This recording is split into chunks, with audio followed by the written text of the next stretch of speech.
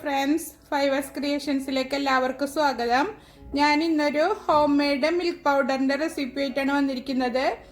ഇത് നമുക്ക് വീട്ടിൽ തന്നെ ഒട്ടും പ്രിസർവേറ്റീവ്സ് ഒന്നും ചേർക്കാതെ ഉണ്ടാക്കിയെടുക്കാൻ പറ്റും. ഇപ്പോൾ കുട്ടികൾക്ക് കോൺഫ്ലെക്സിലേക്ക് പാലുണ്ടാക്കാനും നമ്മളിപ്പോൾ സ്വീറ്റ്സ് ഒക്കെ ഉണ്ടാക്കുന്നതിലേക്ക് ഇത് ചേർക്കാവുന്നതാണ്.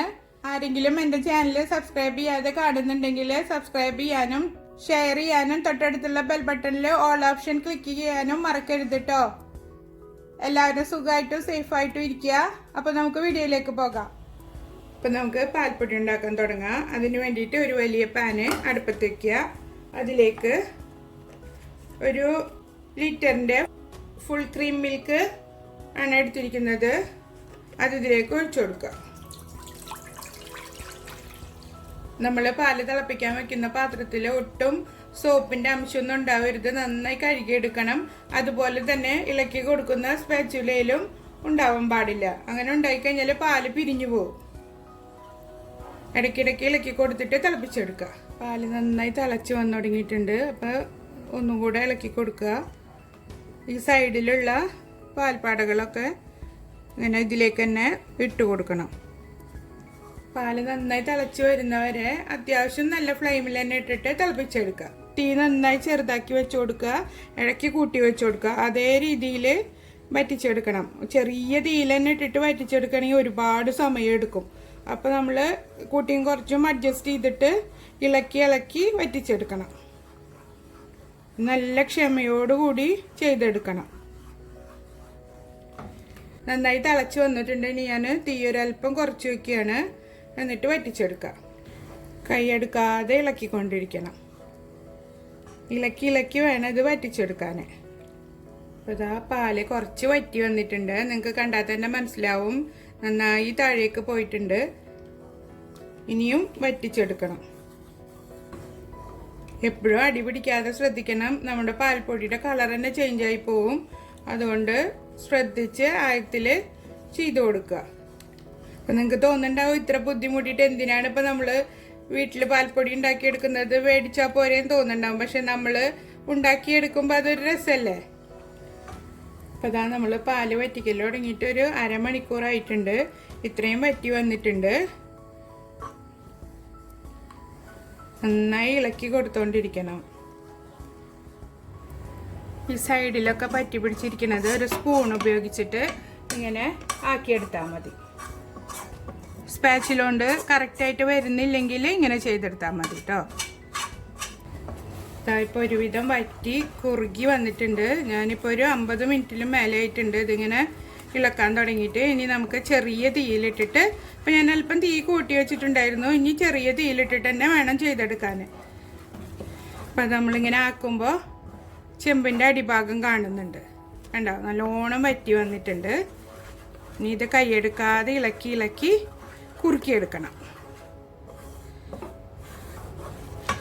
ഇപ്പം നന്നായി തിക്കായി തുടങ്ങിയിട്ടുണ്ട്. നന്നായി ഇളക്കി കൊടുക്കണം. ഇനി ഫുള്ള് ഇളക്കിയിട്ട് പാത്രത്തിൽ നിന്ന് വിട്ട് വരുന്ന പരുവത്തിലാക്കി എടുക്കണം. ഇതിപ്പോൾ വറ്റി ഒരു ഗോവ മാതിരി ആയിട്ടുണ്ട്. ഇനി നന്നായി വറ്റിച്ചെടുക്കണം. എന്നിട്ട് ഇത് നമ്മൾക്ക് ഈ പാത്രത്തിൽ നിന്ന് വിട്ട് വരുന്ന പരുവമാവും. അതുവരെ ഇളക്കി കൊടുക്കണം. ഇനി നമ്മൾ ഈ സ്പൂണുമ്മലൊക്കെ സ്പാച്ചുലമ്മ പിടിച്ച് നിൽക്കുന്നതൊക്കെ ഇതിലേക്ക് തട്ടിയിട്ട് കൊടുക്കുക.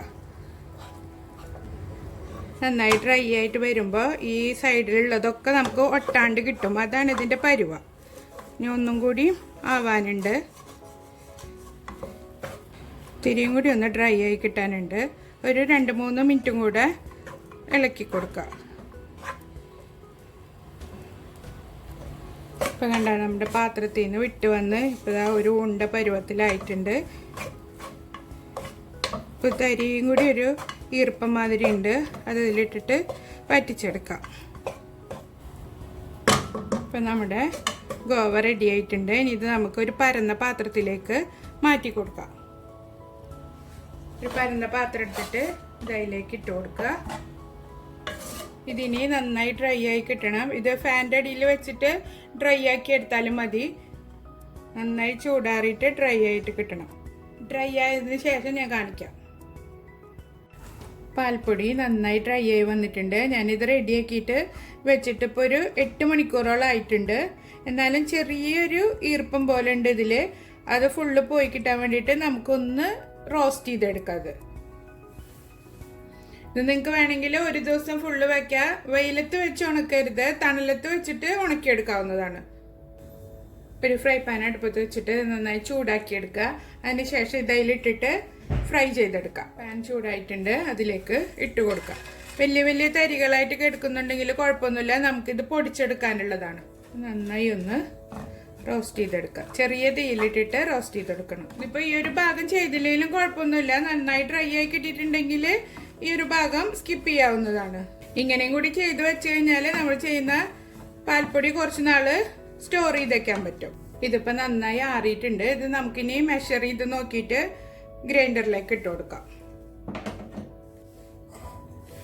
ഇതിപ്പോൾ 1 കപ്പും പിന്നെ ഒരു അല്പം കൂടെ ബാക്കിയുണ്ട്.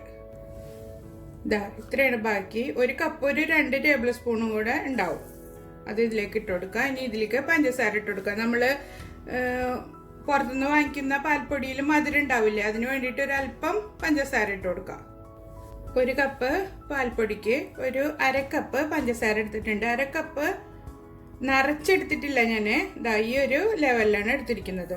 അത് ഇതിലേക്ക് ഇട്ടിട്ട് നമുക്കൊന്ന് പൊടിച്ചെടുക്കാം. പാൽപ്പൊടി ഞാൻ പൊടിച്ചെടുത്തിട്ടുണ്ട്. ഇത് ഞാൻ 2 ട്രിപ്പായിട്ടാണ് പൊടിച്ചെടുക്കുന്നത്. ആദ്യത്തെ ട്രിപ്പിൽ ഒരുമിച്ചിട്ടിട്ട് പൊടിച്ചപ്പോൾ ഇത് വല്ലാതെ ഫുള്ളായി. അപ്പോൾ ഞാനത് 2 പ്രാവശ്യമായിട്ടാണ് പൊടിച്ചെടുത്തിരിക്കുന്നത്. നല്ല തടിയായിട്ട് കിട്ടിയിട്ടുണ്ട്. ഇനി നിങ്ങൾക്ക് ഇത് അരിക്കണം എന്നുണ്ടെങ്കിൽ അരിക്കുകയും ചെയ്യാം. ഞാനിപ്പോൾ ഇത് അരിക്കുന്നില്ല, നന്നായി പൗഡറാക്കി എടുത്തിട്ടുണ്ട്. ഇത് നമുക്ക് ഒരു ബൗളിലേക്ക് ഇട്ട് കൊടുക്കാം. ബാക്കിയുള്ളതും കൂടി പൊടിച്ചിട്ട് കാണിക്കാം. ആ ഒരളവിൽ നമുക്ക് ഇത്രയും പാൽപ്പൊടി കിട്ടിയിട്ടുണ്ട്. കണ്ടോ, നല്ല പൗഡറായിട്ടാണ് ഇരിക്കുന്നത്. നമ്മൾ കടയിൽ നിന്ന് വാങ്ങുന്ന പാൽ പൗഡറിൻ്റെ അതേ മണമാണ് ഇതിന് കിട്ടുന്നത്. എല്ലാവരും ട്രൈ ചെയ്ത് നോക്കണം. എൻ്റെ ചാനൽ ഇതുവരെ സബ്സ്ക്രൈബ് ചെയ്തിട്ടില്ലെങ്കിൽ സബ്സ്ക്രൈബ് ചെയ്യാനും ലൈക്ക് ചെയ്യാനും ഷെയർ ചെയ്യാനും മറക്കരുത്. ഇനി അടുത്തൊരു യൂസ്ഫുൾ വീഡിയോയുമായി വീണ്ടും കാണാം. ബൈ.